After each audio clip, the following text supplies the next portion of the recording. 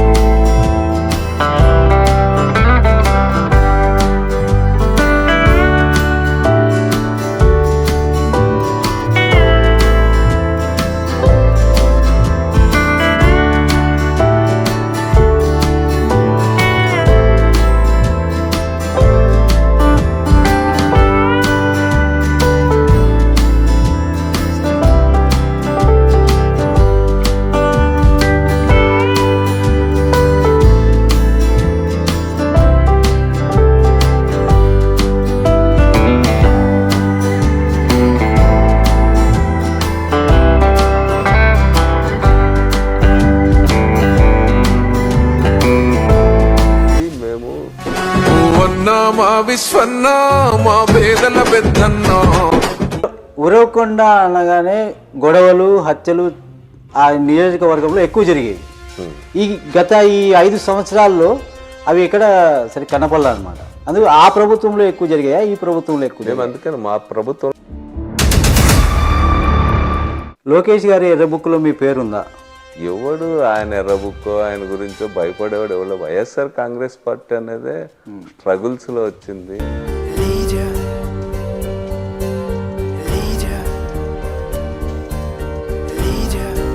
ఉరవకొండ నియోజకవర్గ ప్రజలకు ఏం చెప్పదలుచున్నారు మా ఐడ్రీమ్ ద్వారా? ఉరవకొండ నియోజకవర్గ ప్రజలు మేము చెప్పేది ఏమంటే,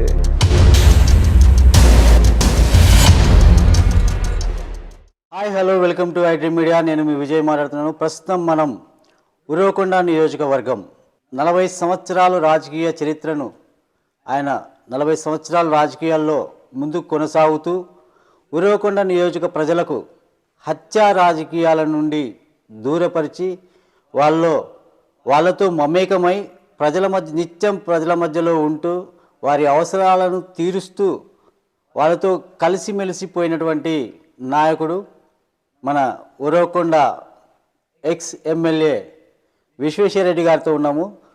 ఆయన ఈ 2024లో ఎలా ముందుకెళ్తున్నాడు అనేది ఆయన మాటలు అడిగి తెలుసుకుందాం.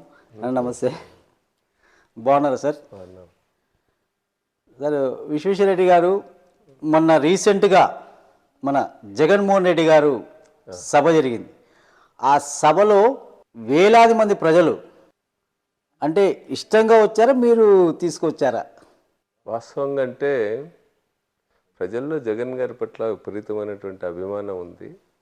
అదే సమయంలో పోయినసారి మేము ఓడిపోయాం అనేటువంటి సానుభూతి కూడా ఉంది. 3 రోజుల ముందు మాత్రమే చెప్పారు ఈ ప్రోగ్రాం ఉంటుందని. 3.5 రోజుల్లోపుగానే అంత ప్రచారం జరిగి అన్ని వేల మంది రావడం నిజంగా జగన్ గారి పట్ల వారికి ఉన్నటువంటి అభిమానమే దానికి ప్రధానమైనటువంటి కారణం. ఎక్కడ కూడా మేము ఇప్పుడే కాదు, ఎప్పుడు కూడా డబ్బులు ఇవ్వము. జగన్ గారి మీటింగ్స్కి చాలా మటుకు డబ్బులు ఇవ్వరు. జగన్ గారిని చూడాలా, జగన్ గారి పైన అభిమానంతో వస్తారు తప్ప ప్రజల్లో జగన్ గారి కార్యక్రమాల వల్ల వాళ్ళలో విపరీతమైన ఆదరణ ఉంది జగన్ గారి పట్ల. అందువల్ల బాగా జయప్రదమైంది. అంటే మీరు ఓటమి కారణంగా అంటే సానుభూతి ఉంది అంటున్నారు. ఓటమికి గల కారణాలు ఏం చెప్తారా? లాస్ట్ టైం 2019 ఎన్నికలకు ముందు నేను అప్పుడు ఎమ్మెల్యేగా జిల్లాలో ఇద్దరమే గెలిస్తే ఒకరు ఫిరాయించిన తర్వాత నేను ఒక్కడనే ఉన్నా వైఎస్ఆర్సీపీ ఎమ్మెల్యేకు. ప్రతిపక్ష పార్టీ పాత్రను నేను సమర్థవంతంగానే నిర్వహించా. అయితే ఎన్నికలకు ముందు నాకు సీరియస్గా హార్ట్ ఆపరేషన్ రావడం, ఓకే, ఆ ఆపరేషన్ కూడా ఫెయిల్ కావడం, అది అట్లే ఎలక్షన్స్ అప్పుడు కూడా అట్లే ఉన్నింది. దానివల్ల చేయాల్సినంత ఎన్నికల పని చేయలేకపోయినా అనేటువంటిది నేను కూడా అనుకుంటున్నా. దానికంటే కూడా మొత్తం అప్పుడు అధికార పార్టీలో ఉన్నటువంటి కేశవ్ చాలా దగ్గర బంధువు, ఇంటెలిజెన్స్ డీజీగా ఉన్నాడు. వారు సహకారంతో పోలీస్ ఆఫీసర్స్ అందరూ కూడా అవుట్ రైట్గా కేశవ్కి గట్టిగా నిలబడినారు. మా ఏజెంట్స్ని కూడా ఎన్నికల ముందు రోజు కూడా అరెస్ట్ చేసినారు. ఎన్నికల ఏజెంట్ ఫొటోస్ ఐడెంటిటీ కూడా పెట్టుకొని కూడా వాళ్ళు ఫొటోస్ దిగినారు. చాలా చోట్ల ఏకపక్షంగా చేసుకునేటువంటి ప్రయత్నం చేశారు. ప్రత్యేకించి పోయినసారి నేను 2000 ఓట్ల తేడాతో ఓడిపోయా. వాళ్ళ సొంత గ్రామంలోనే 4000 మెజారిటీ వచ్చింది వాళ్ళకు, వాళ్ళ పంచాయతీలో. అదంతా కూడా పోలీసులు వాళ్ళంతా కూడా కుమ్మక్కై చేసుకున్నటువంటిది. అదేవిధంగా ఉరవకొండ హెడ్ క్వార్టర్లో ఎప్పుడు నాకు మెజారిటీ వచ్చేది. లాస్ట్ టైం వాళ్ళకు అంతకుముందు సార్ నాకు 2500 మెజారిటీ వస్తే లాస్ట్ టైం వాళ్ళకి ఆ 2500 తొక్కేసి 2000 మెజారిటీ. అక్కడ హౌస్ సైడ్స్కి సంబంధించి ప్రజల్ని కొంత మోసపూరితంగా ఓట్లు రాబట్టుకోగలిగినారు కేశవ్. దాన్ని కౌంటర్ చేయడంలో మేము ఫెయిల్ అయినాం అనేటువంటిది కూడా కారణం. ఇప్పుడు 2024లో ఈ 2024లో మీరు తీసుకున్నటువంటి అంటే ఎటువంటి స్టెప్స్ వేయబోతున్నారు? అంటే ఈ 2024లో నేను ఓటమి చెందిన నిరుత్సాహపడలా. నేను ఎప్పుడు కూడా నిరంతరం ప్రజల్లో పనిచేస్తూ వచ్చినాము. దాంట్లో కూడా జగన్మోహన్ రెడ్డి గారు తీసుకున్నటువంటి వెల్ఫేర్ ప్రోగ్రామ్స్ని, అదేవిధంగా డెవలప్మెంట్ ప్రోగ్రామ్స్, వీటన్నిటిని కూడా ప్రజల వరకు తీసుకుపోవడంలో మేము కూడా మంచి పాత్ర నిర్వహించాం. మొత్తం మా వైఎస్ఆర్ కాంగ్రెస్ పార్టీ ఉరవకొండ నియోజకవర్గం అంతా కూడా అంకితమై పనిచేసినారు ఈ 4.5 సంవత్సరాలు కూడా. అందుకనే ప్రజల్లో వైఎస్ఆర్ పార్టీ వాళ్ళు బాగా పనిచేశారనేటువంటి అభిప్రాయం బాగా బలపడింది. అదే సందర్భంలో కేశవ్ గెలిచిన తర్వాత కాన్స్టిట్యున్సీ మొక్కమే చూడాల. ఇప్పుడు ఎన్నికలు ఇంక 2 నెలలు ఉందనగా ఇప్పుడు వచ్చి హడావుడి చేస్తున్నాడు తప్ప అది ప్రజలకు తెలుసు. కరోనా వచ్చిన సందర్భంలో కానీ లేకపోతే ఒక శాసనసభ్యుడిగా ప్రతిపక్ష పాత్ర నిర్వహించాల్సినటువంటి అవసరం దృష్ట్యా కానీ ఎప్పుడు కూడా కాన్స్టిట్యున్సీ వైపే ఆయన తిరిగి చూడాల. దానివల్ల దాన్ని మేము బాగా ప్రచారం చేస్తూ ఉన్నాం. అంతేకాకుండా హౌస్ సైడ్స్ కానీ ఇతర వెల్ఫేర్ ప్రోగ్రామ్స్ బాగా చేశాం కాబట్టి ఈసారి తప్పకుండా మాకు పూర్తి అవకాశాలు ఉన్నాయి, గెలుస్తాం కూడా. కానీ మీరు పోల్ మేనేజ్మెంట్ అనేది కొంచెం విఫలమైనారు అని చెప్పేసి అంటున్నారు. పోల్ మేనేజ్మెంట్ విఫలం కావడానికి కూడా నా హెల్త్ సహకరించకపోవడం లాస్ట్ ఎలక్షన్స్. ఓకే. దాంతోపాటు పోలీసులు పూర్తిగా ఏకపక్షంగా డిఎస్పీ అప్పుడు సిఐ వాళ్ళు వాళ్ళ ఏజెంట్స్ లాగా పనిచేయడం అనేటువంటిది కూడా ఒక కారణం. పోల్ మేనేజ్మెంట్లో కూడా నేను మామూలుగా లెఫ్ట్ బ్యాక్గ్రౌండ్ నుంచి వచ్చినటువంటి నాకు కొంత పోల్ మేనేజ్మెంట్లో అన్ని రకాల అరాచకాలు చేయలేకపోవడం కూడా ఒక కారణమే. అదొక కారణం అంటారు. అవును. ఇప్పుడు మన జగన్మోహన్ రెడ్డి గారి సభ తర్వాత చంద్రబాబు నాయుడు గారు వచ్చారు. చంద్రబాబు నాయుడు గారు వచ్చేసి సభ నిర్వహించారు. సభ నిర్వహించినప్పుడు పయ్యావుల కేశవ్ గారు మీ మీద కొన్ని ఆరోపణలు చేశారు. అంటే ఏ ఆరోపణలు దొరక్క మీ మీద ఆరోపణలు చేశారా? అంటే ఆ ఆరోపణల పట్ల మీరేమంటారు? పయ్యావుల కేశవ్కి నా పైన ఆరోపణలు చేసే నైతిక అర్హత లేదు. ఎందుకంటే ఆయన చరిత్ర మా నియోజకవర్గ ప్రజలందరికీ తెలుసు. ఆయన పెద్ద కోతలరాయుడు. అన్నీ కూడా నేను చేశా అని చెప్తాడు. ఆయన చేసింది నియోజకవర్గానికి ఏమి కూడా లేదు. ప్రజల్ని మోసగించి ఓట్లు పొందడం తప్ప ఆయన చేసింది ఏమీ లేదు. అందుకని ఆయన ఆరోపణలను ప్రజలు పట్టించుకునే పరిస్థితే లేదు. ఎందుకంటే రోజు ప్రజల్లో ఉంటూ ఏదైనా నిర్మాణాత్మక సలహాలు ఇచ్చి మేము చెయ్యకపోతేనే ఇంకోటి చేస్తే ఆయన ఆరోపణలు చేయొచ్చు. కానీ ఆయన చేసిన ఆరోపణలు ప్రజలు పట్టించుకునే పరిస్థితే లేదు. అందుకనే దానికి వెంటనే మేము కౌంటర్ ఇచ్చాం, ప్రెస్ మీట్ పెట్టి. దానికి మళ్ళీ ఆయన ఏమి రిప్లై కూడా ఇవ్వాలి. ఆయన పదే పదే భూ ఆరోపణలు ఎందుకు చేస్తున్నారు? ఆయనకి అది అలవాటు కాబట్టి ఆయన చేస్తాడు. ఆయన చేసినవన్నీ ఇతరులు కూడా చేస్తారని చెప్పి అనుకుంటాడు. ఎవరికి ఎన్ని ఆస్తులు ఉన్నాయో ప్రజలందరికీ కూడా తెలుసు. పదే పదే మీ మీద ఆరోపణలు ఆయన అంటే ఏమి దొరకక చేస్తున్నారు లేకుంటే ఎలా అని? ఆయన పైన మేము ఆరోపణలు చేయకముందే జాగ్రత్త పడుతున్నట్టు కనిపిస్తుంది. అంతే అంటారు. అదే కాకోకుండా మీరు ఇప్పుడు రాబోయే 2024 ఎన్నికలకు గాను మీ పార్టీలో అసంతృప్తి అనేది కొద్దిగా నెలకొంది అంటున్నారు. అది వాస్తవమా? మా పార్టీలో అసంతృప్తి అనేది ఉంటే 3-4 డేస్లోనే అన్ని వేల మంది జగన్ గారి మీటింగ్కి రారు. అసంతృప్తి అనేటువంటిది అధికార పార్టీలో కొంత ఉంటుంది, ఎక్కడైనా ఎప్పుడైనా ఉంటుంది. బట్ అది నోటీస్ చేయాల్సినంత స్థాయిలో లేదనేది. పర్టికులర్గా మా నియోజకవర్గాల్లో కార్యకర్తలు సంపూర్ణంగా పనిచేస్తున్నారు. ఈ 4.5 ఏళ్ళు కూడా చూసాం. అయితే వాళ్ళకేమంటే టీడీపీ పార్టీలో వాళ్ళ కార్యకర్తలకి ఆస్తులు సమకూరినాయి, వాళ్ళు పెద్ద ధనవంతులైనారు చాలామంది టీడీపీలో. వైఎస్ఆర్ కాంగ్రెస్ పార్టీలో వీళ్ళకు జగన్ గారి కార్యక్రమాల వల్ల గౌరవం పెరిగింది, వాళ్ళకి ప్రజల్లో ఆప్యాయత ఆదరణలు పెరిగినాయి, ఆస్తులు పెరిగిండకపోవచ్చు అంతే. ఇప్పుడు మీ కార్యకర్తలకు మీరు ఇచ్చేటువంటి భరోసా ఏంటి? అంటే వాళ్ళకి సరైన సపోర్ట్ లేదు అనేసి అంటున్నారు అనమాట.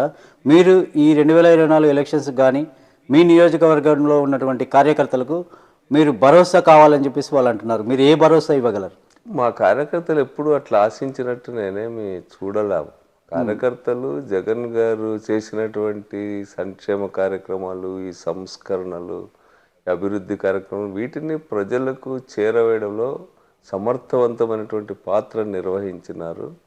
ప్రభుత్వ యంత్రాంగానికి పూర్తిగా సహకరించి వాళ్ళ యంత్రాంగంతో పాటు కలిసి పనిచేసి ప్రజలకు అన్ని కార్యక్రమాలు అందేటట్టు చేశారు. వాళ్ళలో ఆ సంతృప్తి ఉంది. మేము ఇల్లు కట్టించగలిగినాము, మేము వాళ్ళందరికీ కూడా పెన్షన్స్ ఇప్పించగలిగినాం, ఇవన్నీ కూడా ఇప్పించగలిగినాం అనేటువంటిది ఉంది. ఎక్కడో ఒకరు ఇద్దరు టీడీపీతో సమానంగా వాళ్ళ కార్యకర్తలు బ్రహ్మాండమైన ఇండ్లు కట్టించుకున్నారు, బ్రహ్మాండమైన ఆస్తులు సంపాదించిన, మా దాంట్లో లేదని అనేవాళ్ళు ఒకరు ఇద్దరు ఉంటారు, తప్పనిసరిగా ఉంటారు. అంత మాత్రాన అదేం నోటీస్ చేయాల్సినంత స్థాయిలో లేదు. అంటే ఎలక్షన్స్కి వెళ్ళడానికి, అంటే ఎన్నికలకు వెళ్ళడానికి సిద్ధపడడానికి వాళ్ళు మీ నుంచి కొంచెం భరోసాను కోరుకుంటున్నారు. వాళ్ళకు ఎప్పుడు కూడా మా నియోజకవర్గం పర్టికులర్గా చాలా ఆప్యాయంగా ఉంటాం, మేమందరం కలిసిమెలిసి ఉంటాము.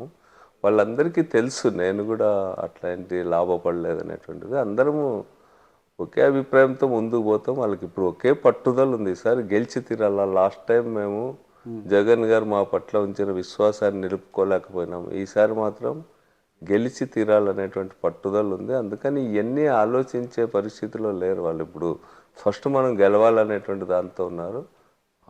దాంతో ఈ 4.5 ఏళ్ళు పనిచేశారు. ఈ ఎలక్షన్స్లో కూడా పనిచేస్తారు. ఎలక్షన్స్లో ఎవడు డబ్బుల కోసం ఇంకోటి పనిచేయరు. వర్కర్స్, కార్యకర్తలు అంతా పార్టీ మీద అభిమానంతో, అభ్యర్థి మీద అభిమానంతో, జగన్ గారి పట్ల ఉన్నటువంటి గౌరవంతో పనిచేస్తారు తప్ప వాళ్ళు డబ్బులో ఏదో ఆశించో మా భరోసాలు కావాలని వాళ్ళు కోరుకోవడంలా. అంటే వాళ్ళకు ధైర్యాన్ని అనేది ఇవ్వాలి కదా. ఏ ధైర్యంగా ఉన్నారు, చాలా ధైర్యంగా ఉన్నారు. చాలా ధైర్యంగా లేకపోతే మనం 3 రోజుల్లో మేము ఒక్కడికి కూడా ఒక 100 రూపాయలు కూడా ఇచ్చింది లేదు వాళ్ళకి, ఎవరికి, జనానికి. వాళ్ళే ఎక్కి కూర్చున్నారు, వాళ్ళే మీటింగ్కి వచ్చినారు. కూర్చోవడమే ఎక్కడమే కాకుండా జగన్ గారు హెలికాప్టర్ ఎక్కి పోయేవరకంటే 4 గంటల వరకు కూడా వేల మంది రోడ్లలోనే ఉన్నారు. వాళ్ళు అసలు కేరింతలు కొడుతూ ఉన్నారు. అసలు వైబ్రేషన్స్ వస్తూ ఉన్నాయి. జనం అట్లే జగన్ పట్ల స్పందిస్తూ ఉంటే అది యాక్చువల్గా ఉన్నటువంటి పరిస్థితి. ఈ పొత్తుల ప్రభావం ఏ విధంగా ఉండబోతుంది? అంటే మా నియోజకవర్గంలో జనసేన నామమాత్రంగా ఉంది. ఓకే, పొత్తు ప్రభావం పెద్దగా కనిపించదు మా నియోజకవర్గంలో. ఉరవకొండ నియోజకవర్గంలో వాళ్ళ కాన్సన్ట్రేషన్ కూడా లేదు. పవన్ కళ్యాణ్ కాన్సన్ట్రేషన్ అంతా అక్కడ జిల్లాల్లో ఉంది తప్ప మా నియోజకవర్గంలో చాలా తక్కువ. అనంతపురం జిల్లాలోనే పవన్ కళ్యాణ్ పార్టీ ప్రభావం చాలా తక్కువ. పోటీ మాకు టీడీపీతో ఉంటుంది, మామూలుగా ఎప్పుడు ఉన్నట్టుగానే ఉంటుంది. టీడీపీ ఏమంటే లాస్ట్ టైము 24 స్థానాలు పడిపోయిన తర్వాత వాళ్ళ మొరేలిపోయింది. వాళ్ళు ప్రతిపక్ష పాత్ర నిర్వహించలే. కేవలం ఆంధ్రజ్యోతి, ఈనాడు, లేకపోతే ఇతర TV5, ABN వీళ్ళు నిర్వహించిన పాత్ర తప్ప వీళ్ళు ప్రతిపక్షంగా ఏమాత్రం కూడా నిర్వహించలే. వాళ్ళు లైవ్లీగా ఉండడం వల్ల వీళ్ళు ఈరోజు ఇప్పటికి కనపడుతున్నారు. ఆ ప్రచార సాధనాలే లేకపోతే వీళ్ళు అసలు టీడీపీని మర్చిపోయిండే వాళ్ళు వాళ్ళకి జనం అన్నట్టు. వాళ్ళు ఎక్కడ కూడా ఒక ధర్నా చేసింది కానీ, ఒక ప్రోగ్రాం చేసింది కానీ ఎక్కడ లేదు. పర్టికులర్గా మా నియోజకవర్గంలో ఏం కార్యక్రమాలే లేవు టీడీపీ. అంటే మీ ఉరవకొండ నియోజకవర్గంలో జనసేన లేదు, పూర్తిగా నామమాత్రంగా ఉంది. అంటే ఊరికే నామమాత్రంగా అంతే, టీడీపీ ఒకటి ఉంటుంది మీకు, అంతే. అంతమించి అంటే ఇప్పుడు నెక్స్ట్ ఇంకొక పార్టీ రాబోతుంది, కాంగ్రెస్ కూడా. ఆ ప్రభావం ఎలా ఉండబోతుంది? కాంగ్రెస్ పార్టీ మన రాష్ట్ర విభజన తర్వాత మన ఆంధ్ర రాష్ట్రంలో దాదాపు కనుమరుగైపోయింది. ప్రత్యేకించి రాజశేఖర రెడ్డి గారు కాంగ్రెస్ పార్టీలో చాలా తిరుగులేని నాయకుడు. ఆయన చనిపోయిన తర్వాత కాంగ్రెస్ పార్టీ జగన్ గారి పట్ల వ్యవహరించిన తీరు, వారి కుటుంబం పట్ల వ్యవహరించిన తీరు వల్ల చాలా అప్రతిష్ట పాలైపోయింది. కాంగ్రెస్ పార్టీ ఉనికి కోసం పోరాడాల్సిందే తప్ప వాళ్ళదేం పెద్ద వాళ్ళ ప్రభావమే లేదు ఎక్కడ కూడా. ఈ పొత్తుల ప్రభావం కానీ కాంగ్రెస్ ప్రభావం కానీ లేకుండా పోయినా మీ అన్నదమ్ముల మధ్య ఉన్నటువంటి ఈ విభేదాలు కావచ్చు, వీటి ప్రభావం ఏమైనా చూపిస్తుందా? ఇవన్నీ కూడా చాలా కుటుంబాల్లో ఉన్నవే, మా కుటుంబంలో కూడా ఉన్నాయి. అవి ఎలక్షన్స్ని రాజకీయాలని ప్రభావితం చేయలేవు అనేటువంటిదే నేను అనుకుంటున్నాను. సరే, ఈ ఎడబాటు ఎందుకు వచ్చిందంటారు మీరు? మీ చాలా కుటుంబాల్లో ఉన్నవి అవన్నీ కూడా ప్రెస్కి చెప్పాల్సినటువంటి అవసరం లేదు. అవన్నీ మామూలుగానే జరుగుతూ ఉంటాయి, అన్ని చోట్ల ఉన్నవి, మా ఇంట్లో కూడా ఉన్నాయి. కొనగొండ్ల శివరామరెడ్డి గారికి మీకు మధ్య ఉన్న విభేదాలు ఏంటి? కొనగొండలో ఎక్కువ కార్యకర్తల మధ్యలో గొడవలు జరుగుతుంటాయి, ఎందుకని? అంటే అక్కడ గొడవలు జరిగింది పెద్ద ఏమీ లేదు, ఎవరు ఎక్కడ కొట్టుకున్నది కానీ ఇట్లాంటివి ఏమి లేవు.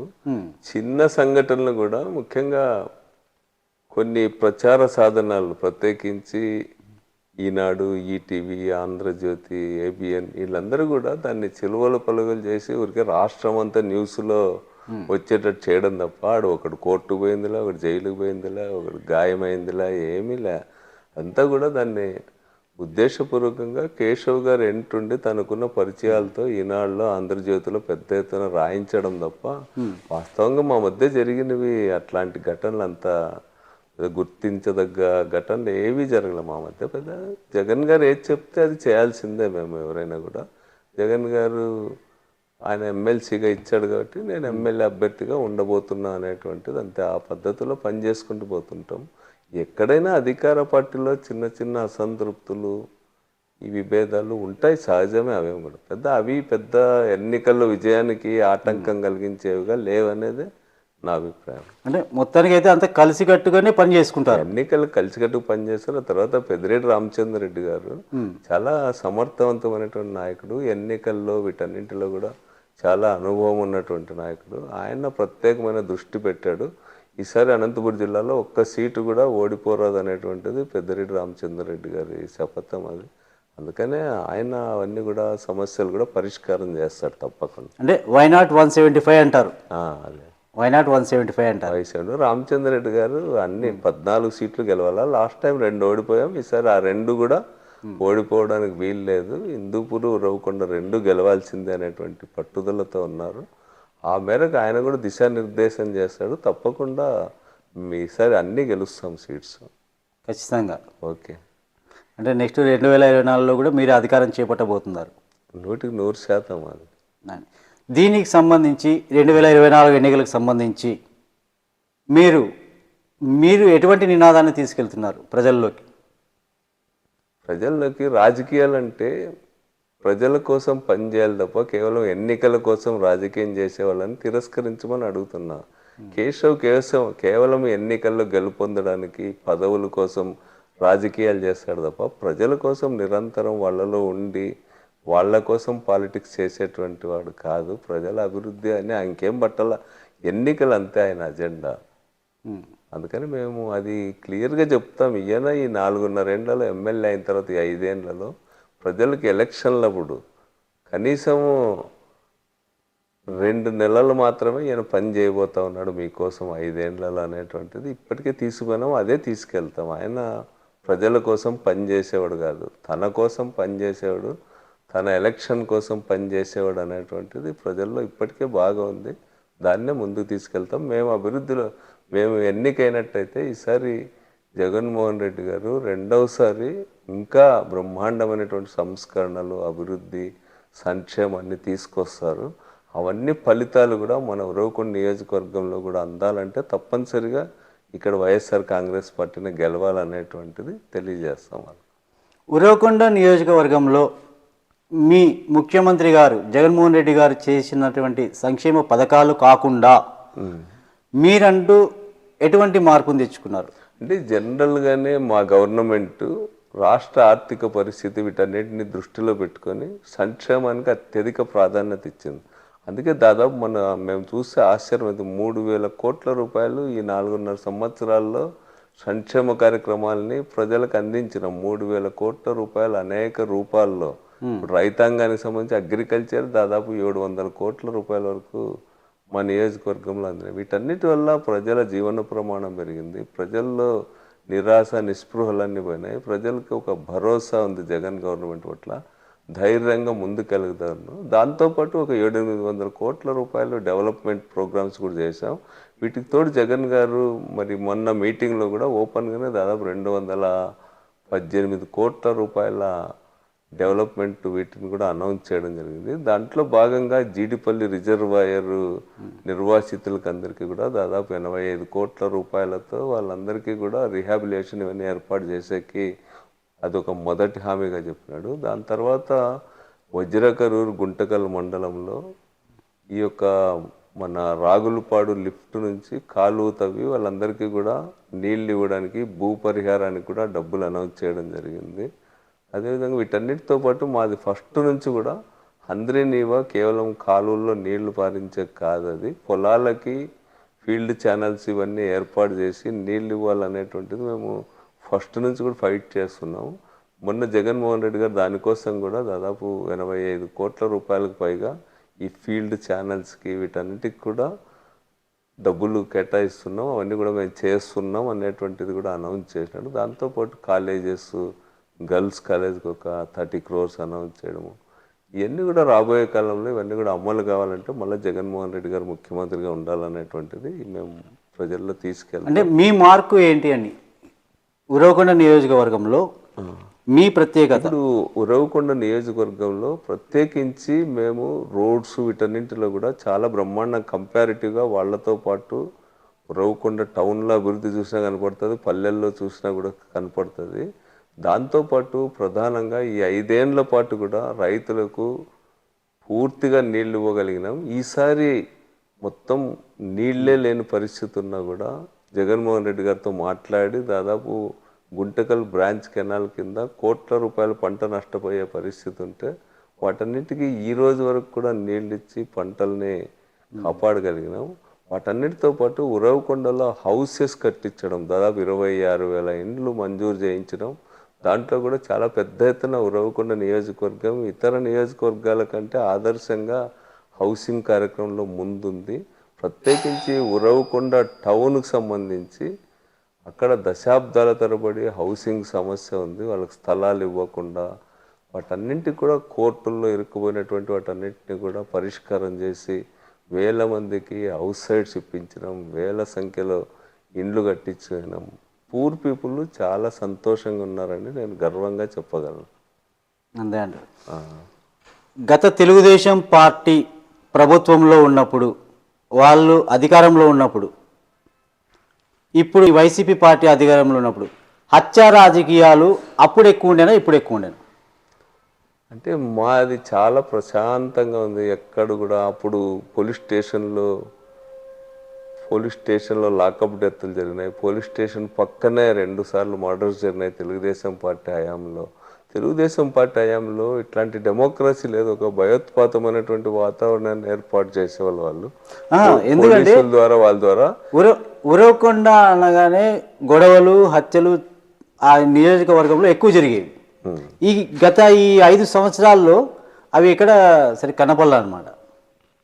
అందుకు ఆ ప్రభుత్వంలో ఎక్కువ జరిగాయా, ఈ ప్రభుత్వంలో ఎక్కువ? మేము అందుకని మా ప్రభుత్వంలో జరగలేదు. మేము కక్షపూరితంగా వ్యవహరించనలా, చాలా డెమోక్రటిక్గా ప్రజలు స్వేచ్ఛగా, స్వతంత్రంగా, ప్రజాస్వామ్యయుతంగా వాళ్ళు బతికేటువంటి ఏర్పాటును మేము చేసాం. ప్రజలకు హక్కుల్ని పూర్తిగా మేము గౌరవించడం అని చెప్పి గర్వంగా తెలియజేస్తా ఉన్నా. అదేవిధంగా ఇంతకుముందు డెవలప్మెంట్ ప్రోగ్రామ్స్ సంబంధించి కూడా చెప్పారు మీరు. ఇక్కడే కూడేరు మండలంలో దాదాపు ఇప్పేరు చెరువు అని చెప్పి, దానికి నేను స్టూడెంట్ డేస్లో ఉన్నప్పటి నుంచి ఇప్పేరు చెరువుకి నీళ్ళు ఇవ్వాలని అడిగేవాళ్ళం. కానీ ఫస్ట్ టైం మొన్న ఇప్పేరు, ముద్దలాపురం చెరువులకి నీళ్ళు ఇప్పించినాం, అక్కడ భూములకు పరిహారం ఇప్పించగలిగినాం. అదేవిధంగా ఇప్పుడు కూడేరు దగ్గర దాదాపు 400 ఎకరాలు పరిశ్రమల కోసం ఈరోజు భూముల రిజిస్ట్రేషన్స్ అన్నీ అయినాయి. రాబోయే కాలంలో కూడేరు ఒక పారిశ్రామిక కేంద్రంగా తయారయ్యేటువంటి అవకాశం ఉంది. దాంతోపాటు ఆమిద్యాల రాకెట్ల లిఫ్ట్ అని కౌకుంట్ల కేశవాలూరు మా ఊరు, అక్కడ రాజశేఖర రెడ్డి గారు ఉన్నప్పుడు లిఫ్ట్ శాంక్షన్ చేయించాం. కానీ అప్పట్లోనే టెండర్లు పిలిచినా అవి ఇప్పటి వరకు కూడా పనులు కాలే. అవి ముందుకు పోకుండా కేశవ్ కూడా అది ఏం చేసినా కూడా అది విశ్వేశ్వరరెడ్డికి పేరు వస్తుందని దానికి ఆటంకాలు కల్పిస్తూ వచ్చినాడు. ఇప్పుడు దాదాపు 20 కోట్ల రూపాయల టెండర్స్ పిలిచారు. అదేవిధంగా ఇప్పుడు 8.5 కోట్ల రూపాయలు భూ పరిహారం కింద కూడా మంజూరు చేయడం జరిగింది. రేపు మాపు రైతుల అకౌంట్స్లో కూడా పడబోతూ ఉన్నాయి. ఆ విధంగా దాంతోపాటు ఈ మధ్యకాలంలో జగన్మోహన్ రెడ్డి గారు బీటీ ప్రాజెక్టుకు నీళ్ళు ఇవ్వాలా హంద్రీనివా నుంచి అని చెప్పి నిర్ణయం చేయడం వల్ల మా నియోజకవర్గంలో దాదాపు ఒక 4-5 గ్రామాల్లో చెరువులకి నీళ్ళు వస్తాయి. అవన్నీ కూడా వాళ్ళందరికీ కూడా భూ పరిహారం కూడా అందజేయడం జరిగింది. ఆ విధంగా గత ప్రభుత్వం మాటలు చెప్పేది తప్ప మా ప్రభుత్వం మాకు ఒకవైపు సంక్షేమ కార్యక్రమాలకు అత్యంత ప్రాధాన్యత ఇచ్చిన డెవలప్మెంట్కి సంబంధించి రైతాంగ సమస్యలపైన కూడా మేము శక్తి మేరకు పనిచేసాం మాకున్న పరిమితుల్లోనే నేను ఫీల్ అవుతున్నా. దీన్ని ఎలా కంట్రోల్ చేశారు మీరు అని? అంటే ఈ హత్య రాజకీయాలు గతంలో కంటే ఇప్పటికీ చాలా తగ్గిపోయాయి. అంటే ఈ 5 సంవత్సరాల్లో ఎక్కడ జరగల హత్య రాజకీయాలకు. ఎందుకంటే మేము మా మనస్తత్వం దృష్ట్యా కూడా ఫ్యాక్షన్ ఇవన్నీ కూడా మేము ఎంటర్టైన్ చేసేటువంటి వాళ్ళం కాదు. గతంలో కూడా మా ఫాదరు బ్రదరు వాళ్ళ మర్డర్ కూడా టీడీపీ హయాంలోనే జరిగినాయి. అప్పుడంతా కూడా నియోజకవర్గం అంతా కూడా సూడో నక్సలైట్స్ని ప్రోత్సహించి కేశవ్ వాళ్ళ కుటుంబం సూడో నక్సల్స్ ద్వారా అరాచకాలు చేశారు నియోజకవర్గం అంతా కూడా. మేము అట్లాంటివి ఎక్కడ కూడా ప్రోత్సహించాల. పైగా రాజశేఖర రెడ్డి గారు ఉన్నప్పుడే ఈ సూడో నక్సలిజం సమస్యలన్నీ పరిష్కారం అయితే దాని తర్వాత జగన్మోహన్ రెడ్డి గారు ఇక్కడనే కాదు రాష్ట్రంలో ఎక్కడ కూడా పొలిటికల్ మర్డర్స్ని ప్రోత్సహించడం కానీ పోలీసుల ద్వారా మేము నేరాలు చేసినా కూడా మమ్మల్ని అరెస్టులు చేయకుండా ఉండడం కానీ అట్లాంటివి ఎక్కడ ప్రోత్సహించాల. జగన్మోహన్ రెడ్డి గారు ప్రశాంతంగా ఉండాలా, ప్రశాంతత ఉంటేనే రాష్ట్రం అభివృద్ధి చెందుతుందని నమ్మేటువంటి ముఖ్యమంత్రి గారు కాబట్టి రాష్ట్రం అంతా కంట్రోల్ అయింది. ఇక్కడే కాదు ఎక్కడ కూడా హత్యలే కాదు ఈవెన్ నైరాశ్యంతో ఆత్మహత్యలు చేసుకుని ఇవన్నీ కూడా తగ్గిపోయినాయి. ప్రజలకు ఒక ధైర్యం భరోసా కల్పించినాడు జగన్మోహన్ రెడ్డి గారు. ఇప్పుడు ఎవరు ఫ్యాక్షన్ రాజకీయాల వైపు చూసే పరిస్థితే లేదు. పైగా మా దగ్గర మా గ్రామాల్లో జరిగింది ఫ్యాక్షన్ కూడా కాదు, వాళ్ళ ఆధిపత్యాన్ని నిలబెట్టుకోవడానికి వాళ్ళు చేయించిన హత్యలు తప్ప కేశవ వాళ్ళు ఇవన్నీ ఏం జరగలేదు. తర్వాత కూడా పోలీస్ స్టేషన్తోనే 2 మర్డర్స్ జరిగినాయి తెలుగుదేశం పార్టీ హయాంలో. పోలీస్ స్టేషన్కి పక్కనే జరిగాయి R&B గెస్ట్ హౌస్లో 2 సార్లు అక్కడ మర్డర్స్ జరిగాయి. తర్వాత వజ్రకరూరు అట్లాంటి చోట లాకప్ డెత్తులు జరిగినాయి. ఇప్పుడు అట్లాంటి వాతావరణం లేదు, ప్రజలు ప్రశాంతంగా ఉన్నారని నేను గర్వంగా చెప్తాను. విశ్వేశ్వర్ రెడ్డి గారు అంటే మీ యవ్వన కాలం నుండే నేటి వరకు హత్యా రాజకీయాలని ప్రోత్సహించరు, వాటికి దూరంగా ఉంటారనేసి ప్రతి ఒక్కరు చెప్పే మాట. ఈ 5 సంవత్సరాలు వాటిని ఎలా కంట్రోల్ చేశారు మీరన్నీ మీ నియోజకవర్గంలో? మా నియోజకవర్గంలో పోలీసులకి మా కార్యకర్తలు స్వతహాగానే ఎవరు కూడా హత్యా రాజకీయాల వైపు అట్లా ఆలోచన చేసేవాళ్ళే కదా. అసలు దౌర్జన్య పరులే కాదు మా వాళ్ళు ఎవరు కూడా. దౌర్జన్యం ద్వారా ప్రజలను కంట్రోల్ చేయాలని అనుకునే మనస్తత్వం మా వాళ్ళు ఎవరు లేదు. మేము ఏదైనా మంచితనంతో ఆప్యాయత లేకపోతే ప్రజల సమస్యలు తీసుకొని పరిష్కారం చేయడం ద్వారా అభివృద్ధి చేయాలని కోరుకునేటువంటి వాళ్ళం కంటే మేము స్వతహాగానే మేము అభివృద్ధి కామకులు కాబట్టి మేము కంట్రోల్ చేయగలిగినాం ఈ హత్యా రాజకీయాలు. అంతే. చంద్రబాబు నాయుడు గారు ఇప్పుడు 2024లో పొత్తులతో మీ మీదకి వస్తున్నారు. జనసేన మరి బీజేపీ ఇలా అన్ని పార్టీలను కలుపుకుంటున్నారు ఆయన, అంటే తిరుగుతున్నారు ఇప్పటికీ. ఈ పొత్తుల ప్రభావం ఫలిస్తుందా వాళ్ళకంటే? పొత్తులు అంటే వాళ్ళు ఏ విధంగా అయినా సరే ఈసారి అధికారంలోకి రావాలని కోరుకుంటా ఉన్నారు. అవసరమైతే అనైతిక పద్ధతులు ఎవరితోనైనా పెట్టుకొని వాళ్ళు కొన్ని సీట్స్ సంపాదించాలని చెప్పి అనుకుంటాను. ఒకవైపు బీజేపీ వాళ్ళతో అలయన్స్ పెట్టుకుంటామంటారు, ఇంకోవైపు కమ్యూనిస్ట్ పార్టీలతో స్నేహాస్తం అందిస్తారు, వాళ్ళతో అజిటేషన్స్ వాటికి సపోర్ట్ చేస్తారు. ఆ విధంగా వాళ్ళకేమి కాంగ్రెస్ పార్టీకి సపోర్ట్ చేస్తారు, కాంగ్రెస్ పార్టీని ప్రోత్సహిస్తారు. వాళ్ళకేమి ఒక నైతిక ఇదేం లేదు. వాళ్ళు అనైతికంగా ఏ విధంగా అయినా సరే పవర్కి రావాలనేటువంటి ఏకైక లక్ష్యం తప్ప వాళ్ళు ఈ 5 ఏళ్లలో ప్రతిపక్ష పాత్ర నిర్వహించి బలపడి ప్రజలను ఆకట్టుకొని ఈరోజు పవర్లోకి వస్తామనంటే ఎవరికి అభ్యంతరం ఉండదు. కానీ వాళ్ళు ప్రతిపక్ష పాత్రే నిర్వహించాల. కేవలం కులాలు ఇట్లాంటి వాటి ఆధారంగా జగన్ గారి పైన విష ప్రచారం చేస్తూ విషపురాతలు రాయిస్తూ అట్లాంటి నెగిటివ్ పాలిటిక్స్ ద్వారా వాళ్ళు అధికారంలోకి రావాలనుకుంటున్నారు. అందుకనే ప్రజలు వాళ్ళని విశ్వసించే పరిస్థితి లేదు. ఈరోజు జనసేన తెలుగుదేశం పార్టీ ఇంకొకడు ఎవడు కలిసినా కూడా తప్పనిసరిగా దాదాపు చాలా పెద్ద మెజారిటీతో మేమే అధికారంలోకి రాబోతా ఉన్నాం. లోకేష్ గారి ఎర్ర బుక్లో మీ పేరుందా? లోకేష్ గారు ఎర్ర బుక్లో ఎవడు ఆయన ఎర్ర బుక్కో ఆయన గురించో భయపడేవాడు ఎవడో. వైఎస్ఆర్ కాంగ్రెస్ పార్టీ అనేదే స్ట్రగుల్స్లో వచ్చింది, అణిచివేతలో పెరిగినటువంటి పార్టీ ఇది. ఇది చాలా ధైర్యంగా రాజకీయాలు చేస్తూ పోయినటువంటి పార్టీ. దీనికి లోకేష్ గారి బెదిరింపులకు ఎవరు భయపడేవాళ్ళు లేరు. పైగా వైఎస్ఆర్ కాంగ్రెస్ పార్టీలో అట్లాంటి అరాచకాలు అవన్నీ కూడా ప్రచారం తప్ప జరిగింది లేదు. నేను మా నియోజకవర్గాల్లో అంతా చూస్తాం కదా, ప్రజలు ఎవరు అట్లా ఫీల్ కావడంలే. కేవలం అదొక ప్రచారం మాత్రమే అనేటువంటిది నాకున్న అభిప్రాయం. ఆయన ఎర్రబుక్లో వాళ్ళు చేసిన అరాచకాలు రాసుకుంటే మంచిది. ఆయన చేసిన ఇసుక దోపిడీ కానీ, లేకపోతే వాళ్ళు అప్పట్లో చేసినటువంటి ఉపాధి హామీల్లో దోపిడీ కానీ, జన్మభూమి కమిటీలు చేసిన దోపిడీ కానీ అవి రాసుకుంటే మంచిది ఆ ఎర్ర బుక్లో. అంతే తప్ప మా హయాంలో అవినీతికి ఆస్కారమే లేదు. దీంట్లో చాలా గొప్ప విజయం ఏమంటే జగన్ గారు సాధించిండేది మధ్యదళారీ వ్యవస్థ అనేటువంటిది లేకుండా చేసినాడు. ప్రజల సంక్షేమ కార్యక్రమాలు వీటన్నిటిలో కూడా లక్షల కోట్లు ఇచ్చినా కూడా ఎక్కడా దళారీలు లేరు, అదేవిధంగా అవినీతి లేదు. ఆ విధంగా జగన్ గారు ఒక రకంగా పెత్తందారులు దళారీలను అడ్డి విరుగ్గొట్టినటువంటి ముఖ్యమంత్రి జగన్ గారు.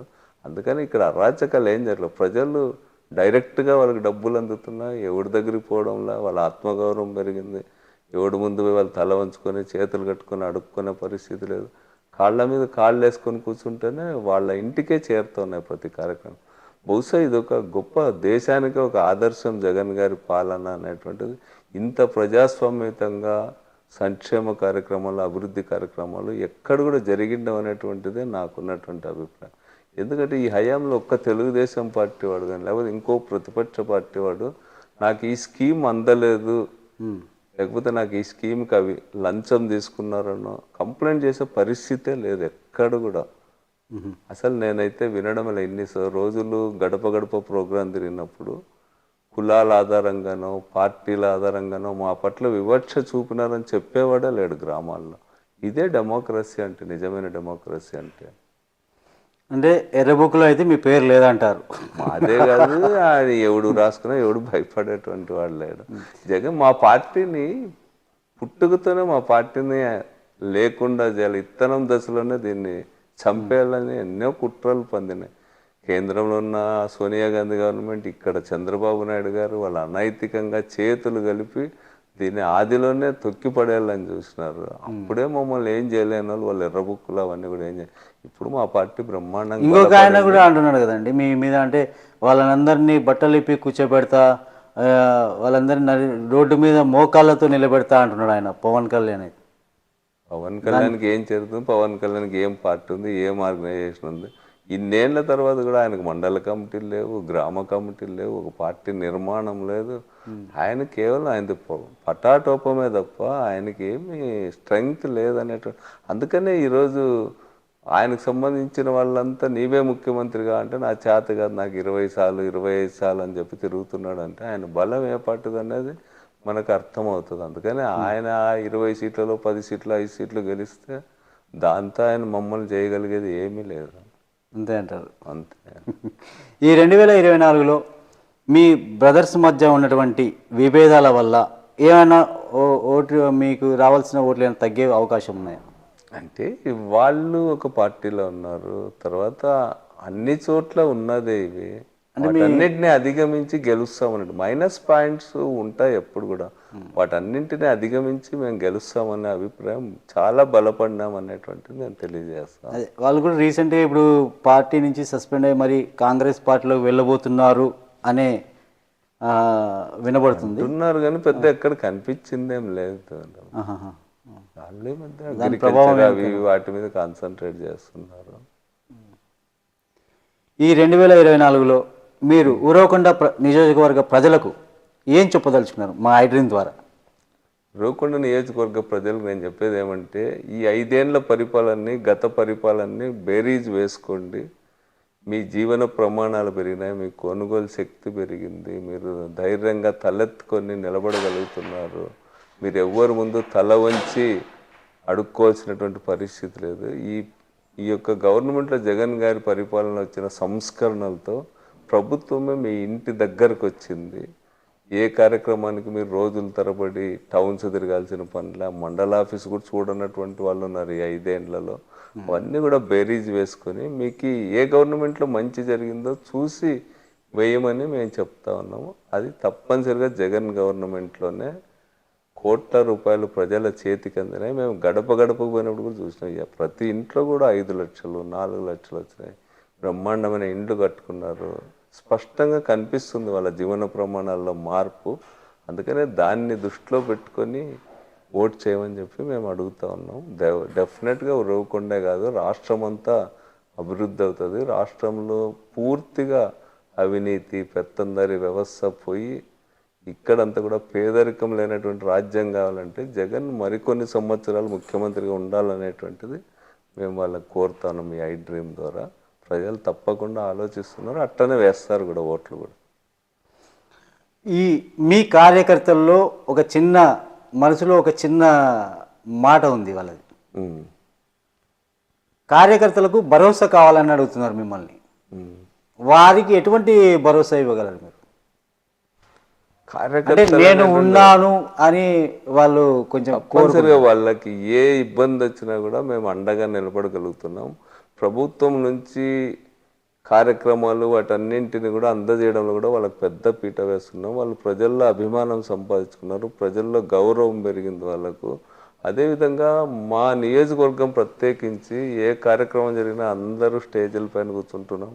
ఒక సమైక్యంగా సమిష్టిగా డెమోక్రటిక్గా మేము పనిచేస్తూ ఉన్నాం మా నియోజకవర్గంలో. మా నియోజకవర్గంలో అట్లాంటి తారతమ్యాలు లేకుండా అందరము కలిసి పనిచేస్తున్నాం. భవిష్యత్తులో కూడా కార్యకర్తలకు సంబంధించి వాళ్ళ అవసరాలు వాటన్నింటిని కూడా తప్పనిసరిగా గుర్తిస్తాం. అట్లాంటివి కూడా పైన మా అధినాయకత్వం దృష్టికి కూడా తీసుకెళ్తాం. కార్యకర్తలు గౌరవంగా హుందాగా ఉండేటట్టు నిలబెడతాం తప్పనిసరిగా.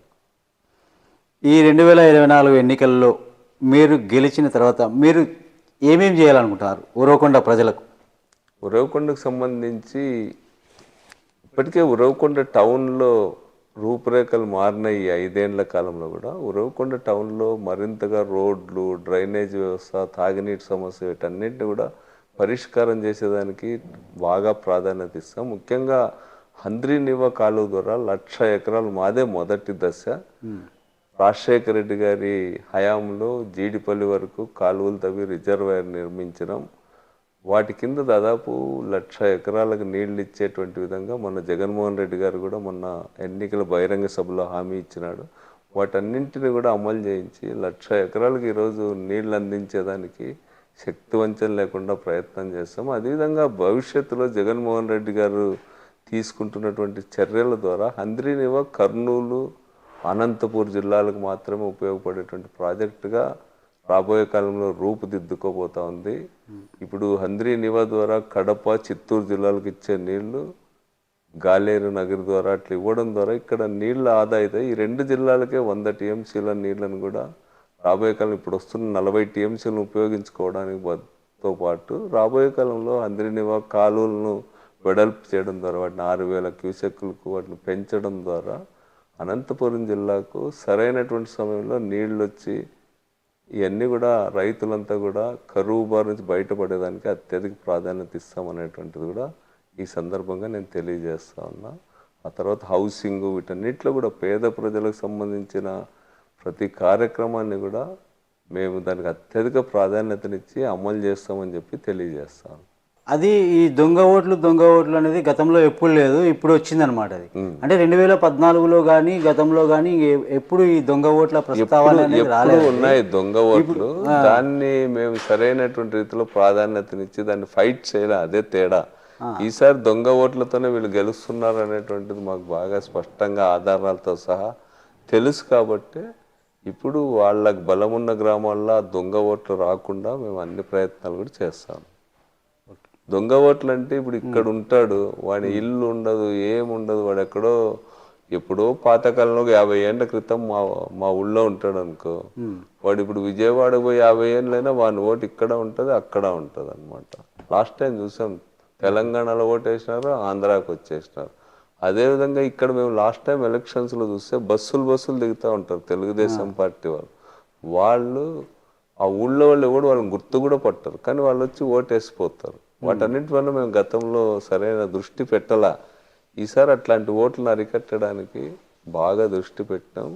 దొంగ ఓట్ అనేటువంటిది లేకపోతే ఫేక్ ఓట్స్ అనేటువంటివి లేకుండా ఈసారి చేసే ప్రయత్నం చేస్తూ ఉన్నాం మేము. కానీ ఇప్పటికి కూడా బిఎల్ఓ స్థాయిలో అదేవిధంగా ఈఆర్ఓ స్థాయిలో వాళ్ళందరూ కూడా ఇప్పటికీ బ్లాక్ మెయిలింగ్ భయపడి వాళ్ళు ఫెయిర్గా చేయడం లేదనేటువంటిదే మా అలిగేషన్ ఇప్పుడు కూడా.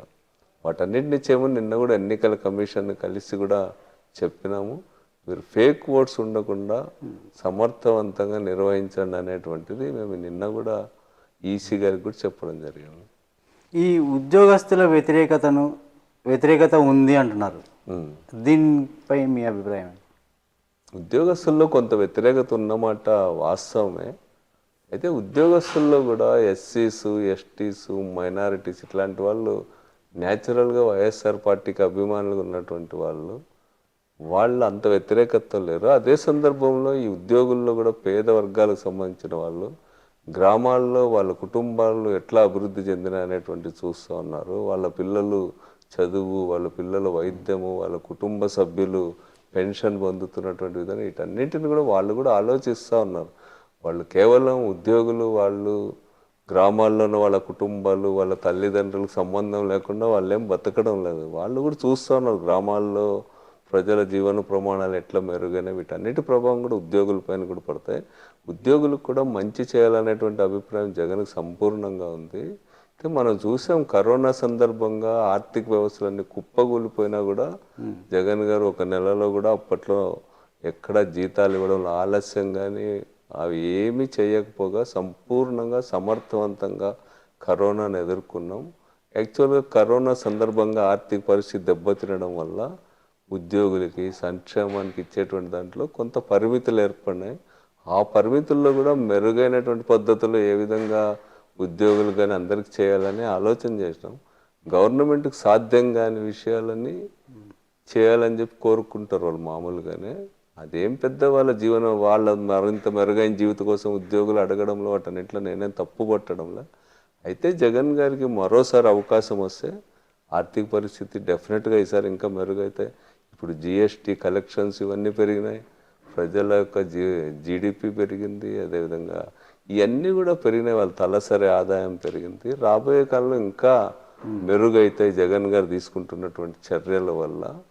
అందుకనే భవిష్యత్తులో తప్పనిసరిగా ఉద్యోగుల గురించి కూడా సానుకూలంగానే జగన్ ఉంటారనేది నేను తెలియజేస్తాను. విశ్వేశ్వరరెడ్డి గారు ఈ యొక్క సీట్ల మార్పు అనేది అంటే ఎవరెవరికి ఎక్కడెక్కడ అనేది ఈ సీట్ల మార్పు పట్ల కొంచెం అసంతృప్తి కొన్ని చోట్ల వస్తుంది అంటున్నారు. ఈ సీట్ల మార్పు వల్ల ఏ విధంగా ఉండిపోతుంది, దాని మీద మీ అభిప్రాయం ఏంటి? అంటే జగన్ గారు చాలా రోజుల నుంచి చెప్తా ఉన్నాడు మీ గ్రాఫ్ పెంచుకోవాలా అనేటువంటి చెప్తా ఉన్నాడు. ఆ విధంగానే గడప గడప కార్యక్రమం కానీ అనేక రకాలైనటువంటి కార్యక్రమాలు నిరంతరము ప్రజల దగ్గర ఎమ్మెల్యేస్ ఉండేటట్టు చేయగలిగినాడు, ఇన్ఛార్జెస్ కానీ ఎమ్మెల్యేస్ కానీ. అయినా సరే ఇప్పుడు విజయం అనేటువంటి చాలా ముఖ్యం. అప్పుడు కూడా చెప్పేవాడు మనం గెలవాలా, గెలిస్తే ప్రజలకు ఇప్పుడు చేసే కార్యక్రమాలు మరింత బాగా చేయొచ్చు, ప్రజలకు అన్యాయం జరుగుతుంది మనం ఓడిపోతే, అందుకనే మనం గెలిచి తీరాలా. దానికోసం అవసరమైతే మీ గ్రాఫ్ పెరగకపోతే 1-2 సీట్లు మార్పులు చేస్తాం, అయితే మిమ్మల్ని నేను వదులుకోను, మీరు నా వాళ్ళే, మీకు ఇంకొక రూపంలో ఎమ్మెల్సీలు కానీ లేకపోతే ఇతర నామినేటెడ్ పోస్టు కానీ ఏదో పద్ధతిలో మిమ్మల్ని అందరినీ నా దగ్గర పెట్టుకుంటానని చాలా ముందు నుంచి కూడా చెప్తూ వచ్చినాడు. దాంట్లో భాగంగానే ఇప్పుడు సామాజిక సమీకరణలు కానీ లేకపోతే ఈ యొక్క గెలుపుని దృష్టిలో పెట్టు కానీ కొన్ని మార్పులు చేస్తున్నాడు తప్ప వాళ్ళ పట్ల వ్యతిరేకతతో కానీ వాళ్ళు పూర్తి అన్పాపులర్ అయినారు అనేటువంటి దాంతో చేయడంలా. ఎమ్మెల్యేస్ కష్టపడినారు, వర్క్ చేసినారు, వాళ్ళు కూడా నిరంతరం ప్రజల్లో ఉన్నారు వాళ్ళు. అయినా సరే ఈసారి ఎలక్షన్స్ సందర్భంగా సర్వేస్ చేసినప్పుడు ఏదైనా కొద్దిగా వెనక్కుపడినా లేకపోతే కొన్ని మార్పులు తప్పనిసరి అని ఫీల్ అయిన చోట మార్పులు చేశాడు. ప్రతిసారి జరిగేటివి ఈయన ఏమంటే అర్లీగా స్టార్ట్ చేశాడు, చివరిలో స్టార్ట్ చేసి చివరిలో మార్చేసి వాడు ఇంకో పార్టీకి పోకుండా చేసి అన్నీ చేసేవాళ్ళు ఇంతకుముందు. బట్ జగన్ గారు ఓపెన్ మనిషి, అందుకనే ఆయన ముందుగానే ఈ మార్పులన్నీ చేసినాడు. 1-2 చోట్ల హర్ట్ అయిన వాళ్ళు ఉన్నారు, చేంజెస్ వల్ల మంచి జరిగింది అనుకునేటువంటి వాళ్ళు కూడా ఉన్నారు. కొంతమంది పార్టీనే మారుతున్నారు కదా. ఇటువైపు నుంచి మారుతారు, ఇటువైపు నుంచి అట్లాంటి ఒక ట్రెండ్ ఉంటాయి, ఎప్పుడైనా ఉంటాయి అవి. దాని ప్రభావం ఎటువంటి విధంగా చూపించదు అయితే పార్టీ వాటికంటే ప్రజల్లో ఏముంది గవర్నమెంట్ పట్ల అనేటువంటిది చాలా ముఖ్యము. ప్రజల్లో మాకు మంచి జరిగిందనే ఫీల్ అవుతున్నారు. అందుకనే ఎన్నిటి ప్రభావం కొంత ఉంటుంది, ఉండదని కాదు, కానీ డెఫినెట్గా ప్రజల్లో ఉన్న అభిప్రాయమే చాలా ముఖ్యమైనది. దానివల్ల గెలుస్తాం మనం. ఓకే, థ్యాంక్ యూ అండి.